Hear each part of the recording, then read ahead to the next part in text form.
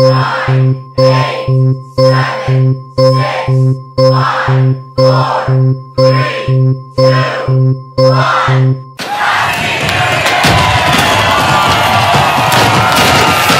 जुडो मां अवां खे ख़बर ॾींदा हलूं त जुडो लॻ तैलीम जे हवाले सां मिसाली ॻोठ टंडो कोलाची में ॻोठ सुधार सेमिनार ऐं औरताणी कॉन्फ्रेंस मुनक़द कई वई है, जंहिंमें औरतुनि जी तैलीम जी अहमियत ऐं आर्टिफिशियल इंटेलिजेंस ऐं डिजिटल टेक्नोलॉजी ज़रिए ॿाराड़ी में तब्दीली आणण जे मौज़ू ते इज़हार ख़्याल कयो वियो है। इन मौक़े ते प्रोफेसर हुसैन बख्श कोलाची, आयशा कोलाची, सीनियर सहाफ़ी ख़ालिद सदफ़, ग़ुलाम मोहम्मद लाशारी, डॉक्टर ग़ुलाम मुस्तफ़ा कोलाची ऐं ॿियनि ख़िताब कंदे चयो त हिन दौर में औरतुनि जी तैलीम ज़रूरी है। टंडो कोलाची खां इहो एज़ाज़ हासिल आहे। हिन ॻोठ में औरतुनि जी तैलीम जी शरह 100% है। मुक़र्रिरीन चयो आहे त आर्टिफिशियल इंटेलिजेंस ऐं डिजिटल टेक्नोलॉजी हिन दौर जी ज़रूरत ऐं तक़ाज़नि मुताबिक़ आहे। ॿाराड़ी इलाइक़े जी अवाम ख़ासि करे ज़राअत सां लाॻापियल माण्हुनि ऐं शागिर्दनि खे हिन मज़ा तमामु घणो फ़ाइदो। मुक़र्रिरीन चयो आहे त जदीद कंप्यूटराइज़ टेक्नोलॉजी ज़रिए असां घर वेठे पूरी दुनिया मां समूरनि शोबनि जो इल्मु हासिल करे सघूं था। सेमिनार में टेलीफोन ज़रिए प्रोफेसर शंकर चौधरी, शकीला कोलाची ऐं ॿियनि पिणु ख़िताब कयो है। मज़ीद ख़बरनि